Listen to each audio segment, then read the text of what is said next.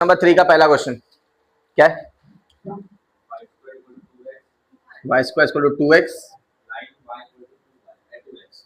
Line y is equal to 2x। अब यहां पे तुम्हारे पास क्या है? एक पैराबोला है और एक ये लाइन का इक्वेशन है, और तुमको चाहिए इन दोनों के बीच का एरिया। अब ये पैराबोला या लाइन कैसे निकालने का मैंने तुमको पहले बताया है, ठीक है। अगर मैंने x का वैल्यू 0 लिया तो क्या, फिर y का x का वैल्यू पुट करते हुए देखने का क्या क्या वैल्यू आ सकती है। क्लियर है? जैसे अगर x का वैल्यू 0 है इधर पैराबोला में, तो y कितना हो जाएगा? 0। अगर 1 है या 2 है, समझो x का वैल्यू 2 है,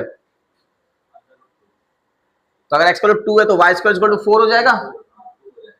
तो प्लस माइनस 2 तो वो आंसर देगा। तो y का वैल्यू या तो +2 होगा या तो, ठीक है। अगर मैंने 8 लिया, समझो, तो 8 2 जा तो +4, और ये लाइन कब हो गया?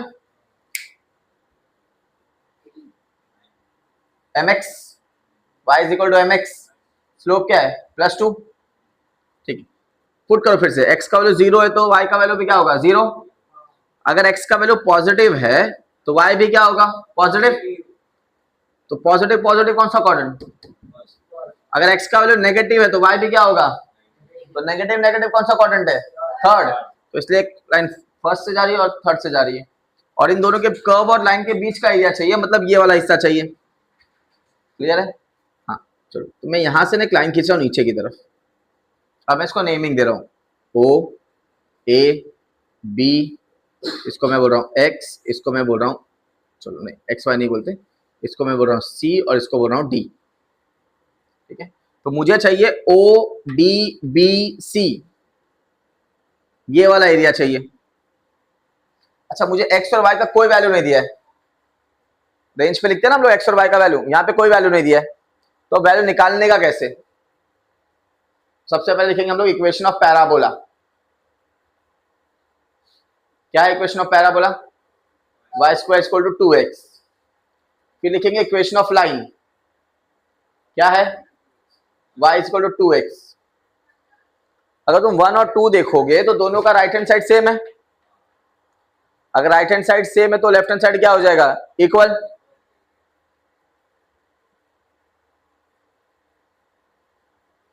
y square equal to y हो गया, प्लस y हो जाएगा, क्या हो जाएगा?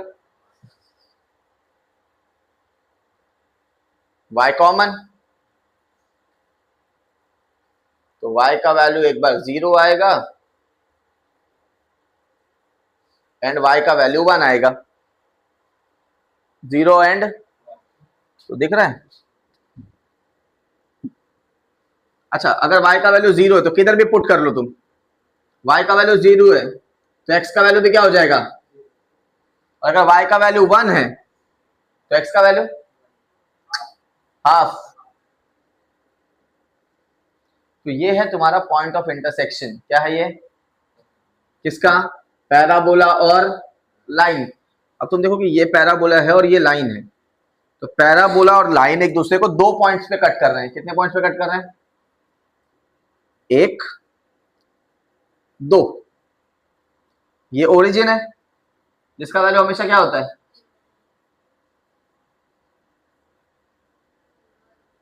और ये जो दूसरा पॉइंट है वो है हाफ कॉमा। क्लियर है?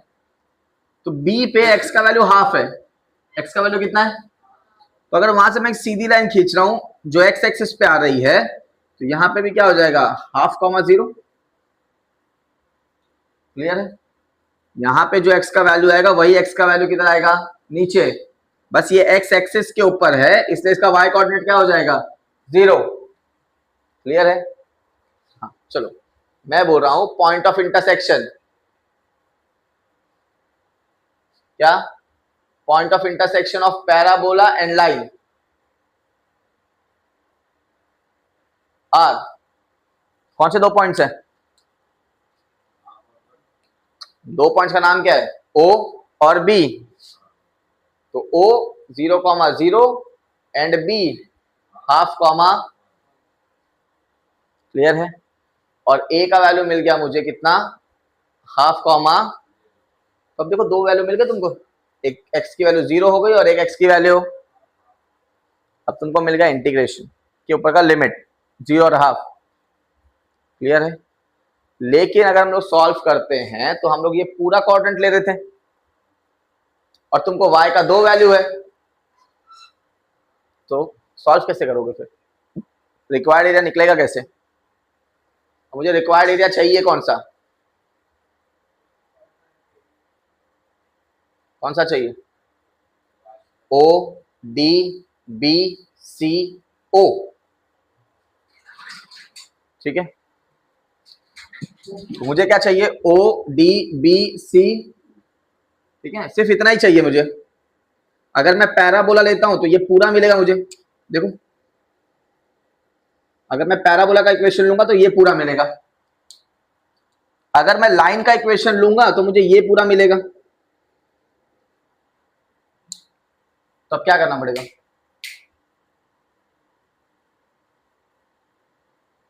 सोचो। मुझे लेकिन पूरा चाहिए क्या, मुझे कितना चाहिए, सिर्फ ये हिस्सा चाहिए, तो क्या करने का, समझो अपन पिज्जा का स्लाइस ले रहे हैं, ये समझो ये पिज्जा वाला स्लाइस है पूरा, ठीक है। मुझे सिर्फ वो ब्रेड हिस्सा चाहिए, क्या चाहिए मेरे को, हाँ, तो मैं पूरे पिज्जा के स्लाइस से जो हिस्सा है वो अगर निकाल दूं तो सिर्फ क्या बचेगा, ब्रेड। समझ में आ गया मैं क्या बोल रहा हूँ, जिसमें टॉपिंग्स है अगर वो मैं निकाल दूं तो सिर्फ क्या बचेगा, ब्रेड। तो मैं क्या बोल रहा हूँ कि मैं पूरा पैराबोला निकालता हूँ, पूरा लाइन निकालता हूँ और दोनों को क्या करता हूँ, माइनस। तो एरिया ऑफ रीजन पैराबोला जो है, ये पूरा ब्लैक लाइन, ये पूरा पिज्जा, इसका नाम क्या है, ओ A B C O, O A B C ओ, उसको माइनस करना है किससे, वो जो ट्राइंगल वाला हिस्सा दिख रहा है, क्या दिख रहा है, ओ ए बी ओ,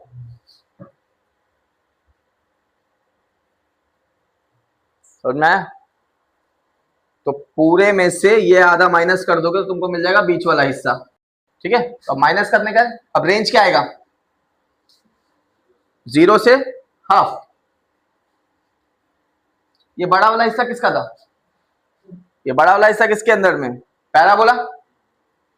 तो अगर रेंज पे मैंने x का वैल्यू लिया है तो अंदर क्या लिखूंगा मैं, y। तो पैराबोला में y का वैल्यू क्या है, y का वैल्यू क्या है, ये y स्क्वायर है, हाँ, √2x। फिर से इधर 0 से हाफ, अब ये है लाइन का, किसका, तो लाइन का y का वैल्यू कितना है,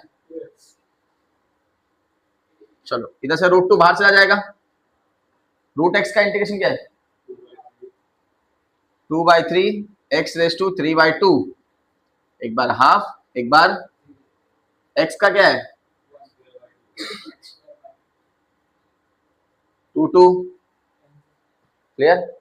अब एक बार क्या पुट करेंगे हम लोग, हाफ, और एक बार क्या पुट करेंगे, क्या हो जाएगा 2√2/3, इधर हाफ पुट करो, माइनस इधर हाफ पुट करो,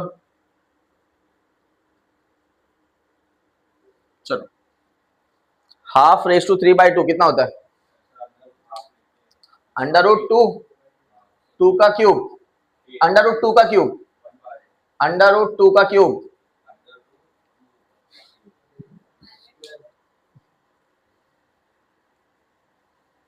√2 का क्यूब पूछ रहा हूं मैं,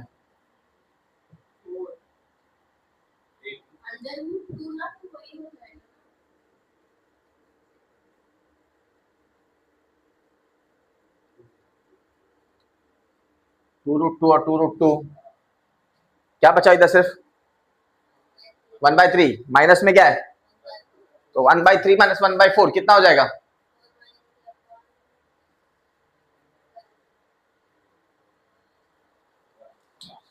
4 - 3 कितना 1, नीचे का क्रॉस मल्टीप्लाई मतलब 4 3 जा, तो हो गया 1/12।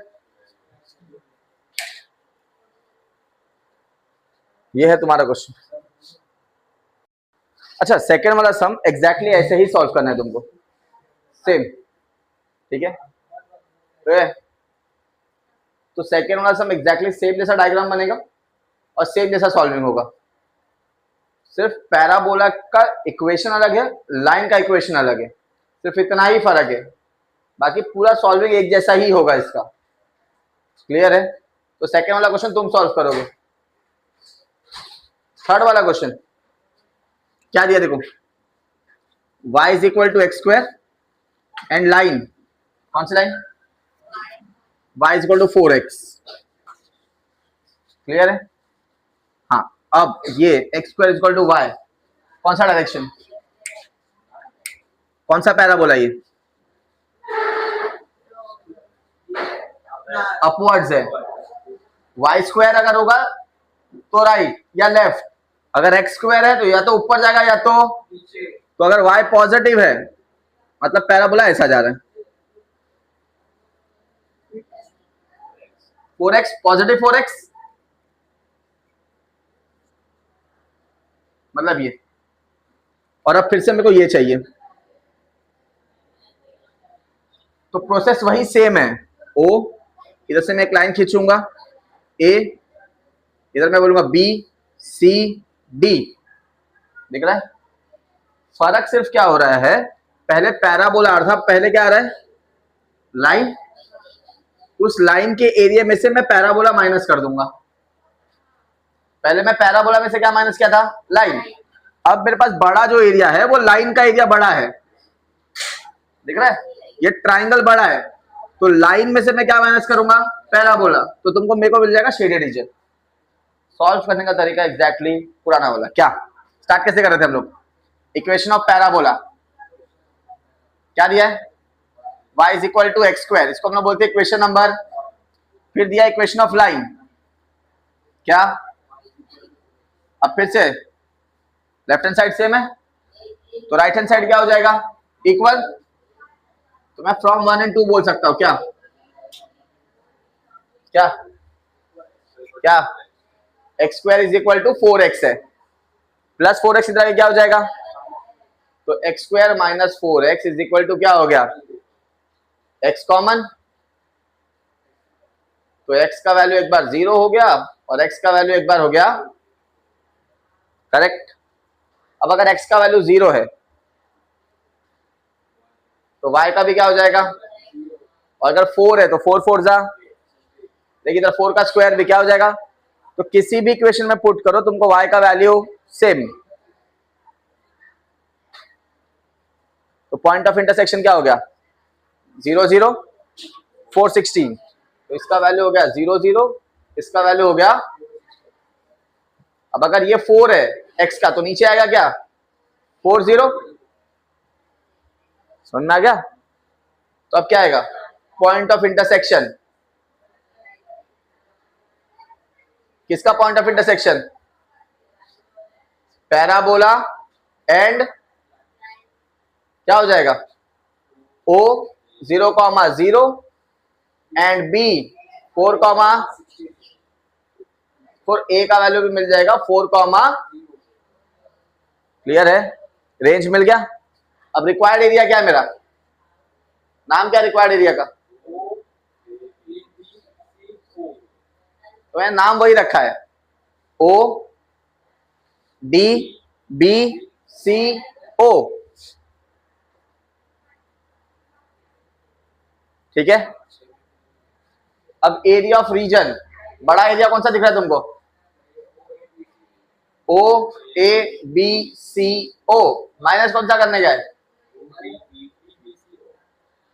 कौन सा, O A B D O, O A B D O, ये माइनस करना है इस पूरे में से। अच्छा, रेंज क्या होगा, 0 से 4, याद रखो या तो तुम दोनों x की वैल्यू लोगे या तो दोनों, समझ में आ गया? हाँ, तो अब अगर मैं x की वैल्यू ले रहा हूं तो अंदर क्या आना चाहिए, y, पहला वाला है लाइन, पहला वाला क्या है, तो लाइन का y क्या है, तो 4x dx, दूसरा वाला है पैराबोला, तो y का वैल्यू कितना है, चलो 4 बाहर, x का इंटीग्रेशन 4 और 0, इसका हो जाएगा x³/3 कैंसल, पुट करो वैल्यू 4 का स्क्वायर 0 का स्क्वायर, 4 का क्यूब अपॉन 3 0 का क्यूब अपॉन 3, तो 4 का स्क्वायर कितना होता है, तो इधर बचा कितना 2 × 16, 4 का क्यूब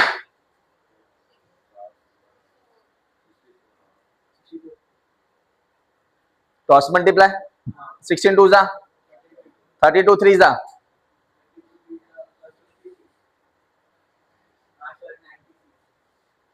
96 - 64,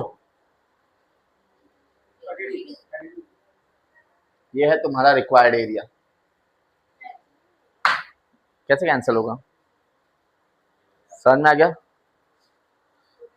हाँ, तो चौथा सम भी एग्जैक्टली ऐसे ही सॉल्व होगा, समझ में आ रहा है? वो भी पहले सम जैसा ही है, क्लियर है? चलो लिखो, ये पहला क्वेश्चन है y = x² + 3। पांचवा क्वेश्चन y = x + 3। अब ये ऐसा क्वेश्चन जो ओरिजिन से पास नहीं हो रहा है, इससे पास नहीं हो रहा है, ठीक है। तो अभी कौन सा पैराबोला,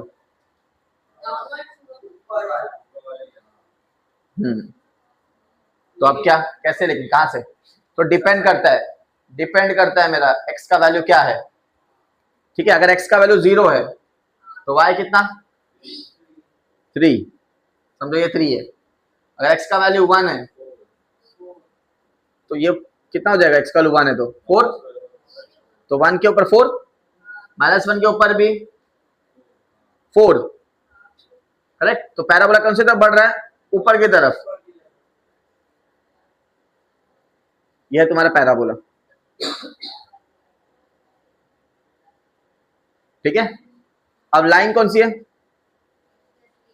ये भी ओरिजिन से पास नहीं होगी, क्योंकि अगर x का वैल्यू 0 है तो y का वैल्यू कितना हो जाएगा, मतलब यहां से पास हो रहा है,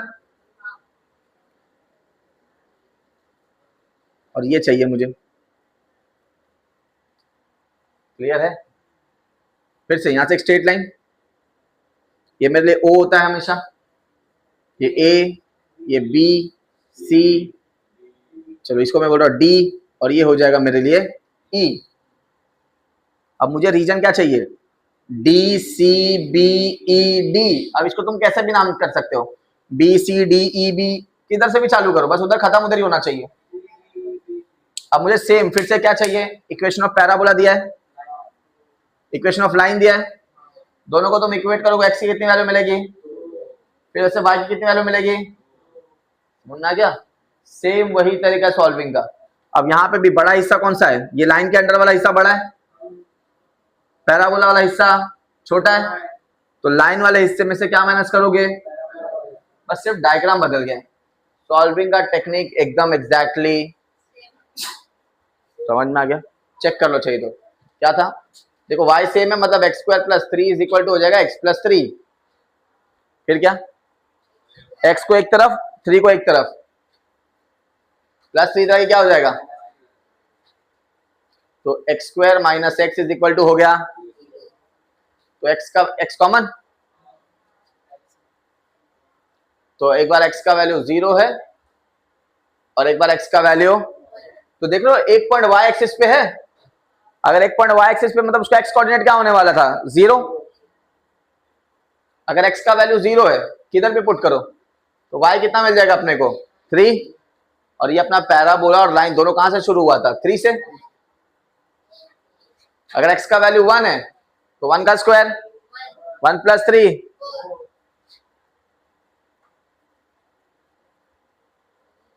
तो अगर ये 1,4 तो नीचे क्या क्या हो जाएगा, तो अब रेंज क्या,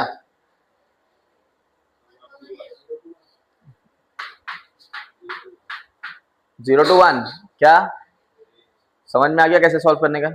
एग्जैक्टली वही मेथड यूज करेंगे जो पहले यूज किया था, बस अब किसको किससे माइनस करना है, लाइन वाले एरिया से पैराबोला वाला एरिया माइनस करना है। रेंज पता है, इक्वेशन पता है, इंटीग्रेशन तुमको आता है। क्लियर है? इसके बाद तुम सॉल्व करोगे।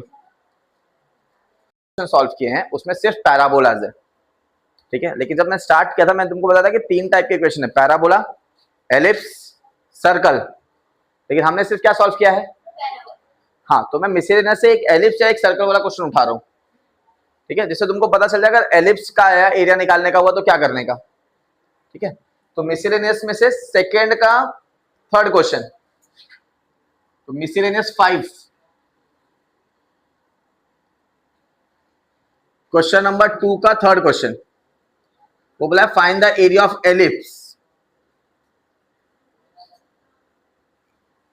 ये इसका एरिया चाहिए मेरे को, ये एलिप्स है। अच्छा, अब एलिप्स 2 टाइप के होते हैं तुम्हारे पास, एक ऐसा और एक ऐसा।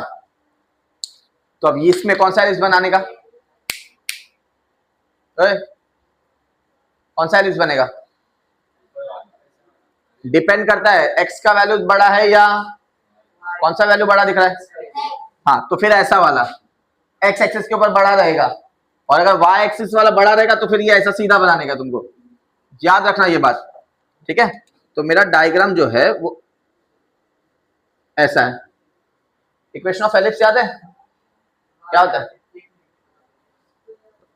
हाँ, तो इक्वेशन ऑफ एलिप्स होता है X square upon A square plus Y square upon B square is equal to 25 किसका स्क्वायर है?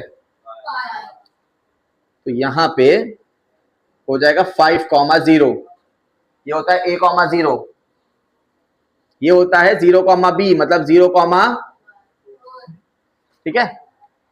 तो कंपेयरिंग विथ,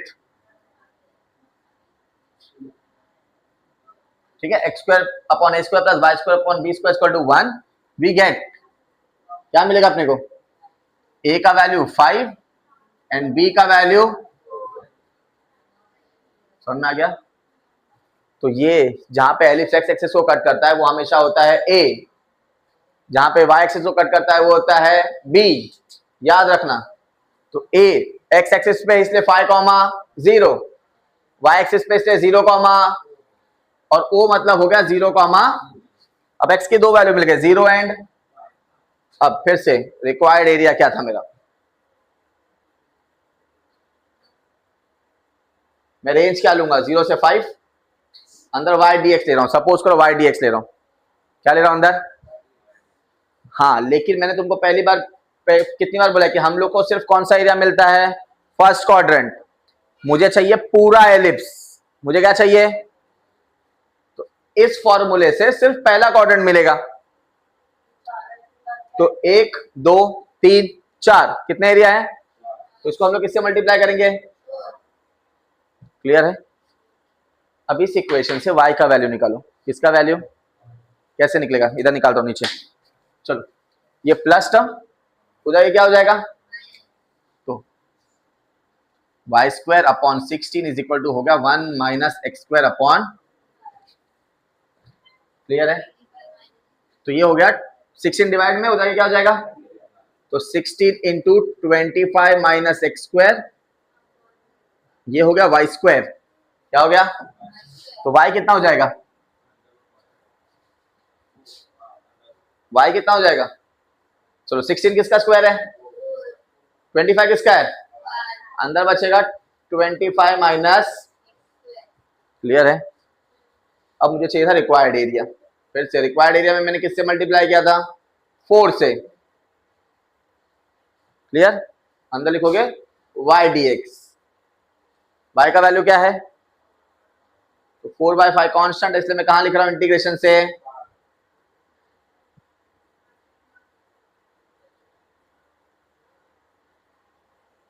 क्लियर है? 4 4 जा, इसका इंटीग्रेशन क्या होगा? कैसे निकालोगे?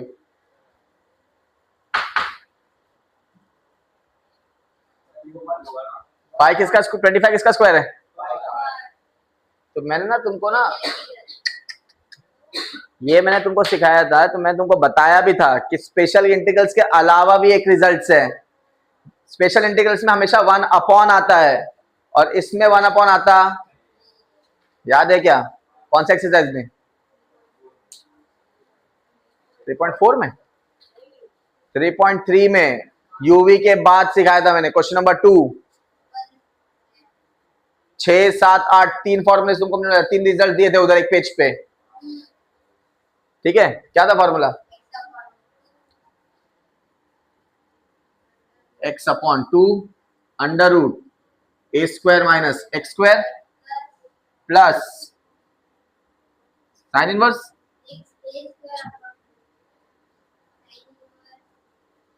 x upon a। एक बार तुम क्या पुट करोगे? 5। एक बार क्या पुट करोगे? अब ध्यान दे, मैं डायरेक्ट पुट कर रहा हूं और तुम देखो, ठीक है? डायरेक्ट आंसर लिखेंगे। 5 पुट कर रहे हैं हम लोग, ये हो जाएगा 5/2, इधर 5 का स्क्वायर, तो 5 का स्क्वायर माइनस 5 का स्क्वायर गया, तो ये हो गया 0 पार्ट, प्लस 5 का स्क्वायर तो 25/2 साइन इनवर्स 5/5, ये एक पार्ट क्लियर हो गया। फिर क्या साइन आती है? माइनस, 0 पुट कर रहे हो तुम, तो 0/2, मतलब फिर से ये पूरा टर्म क्या हो गया? चलो 0 भगाओ, प्लस, ठीक है? अब क्या ए स्क्वायर, अच्छा मैंने ए का वैल्यू पुट कर दिया ना गलती से, इधर ए स्क्वायर ही रहेगा ना, ए स्क्वायर मतलब 5 है, सॉरी सही था, ठीक है? तो ये 25/2 फिर से साइन इनवर्स, फिर से 0 पुट करो, 0/5, चलो क्लियर इतना? साइन इनवर्स 1 कितना होता है? साइन का वैल्यू 1 कब होता है? 25/2 इंटू π/2 माइनस, हाँ साइन का वैल्यू 1 कब होता है? हाँ, अब plus minus minus minus 25/2, sine का वैल्यू 0 कब होता है? तो 25/2 इंटू 0,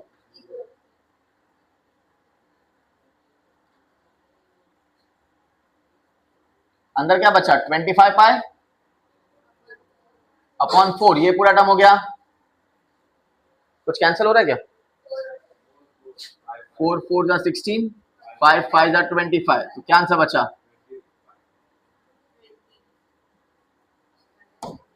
ये है तुम्हारा area of.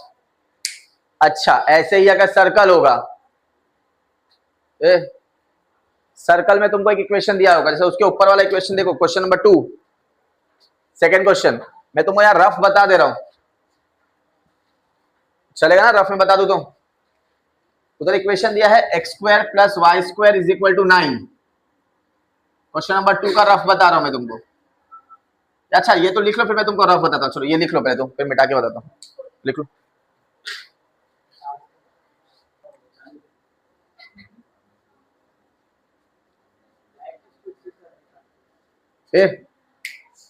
x² + y² = 9, circle का फॉर्मूला क्या है? x² + y² = r²। 9 किसका स्क्वायर है?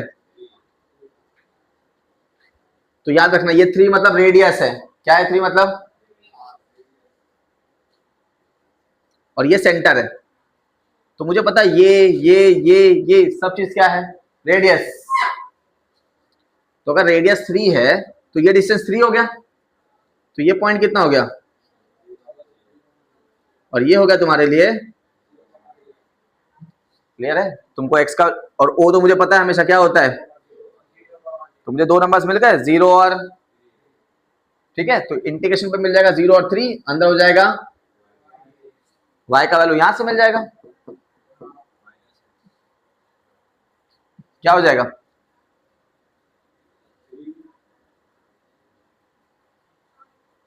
थ्री का स्क्वायर माइनस एक्स का स्क्वायर, और फिर से वो फॉर्मूला। अच्छा ये भी अब सिर्फ पहला पार्ट देगा, मुझे पूरा एरिया चाहिए। कितने पार्ट? समझ में आ गया? तरीका एग्जैक्टली वही है, बस तुमको फॉर्मूला याद रखना है ताकि तुमको ये नंबर्स मिल सके। क्लियर है, समझ में आ गया? ये था सर्कल का।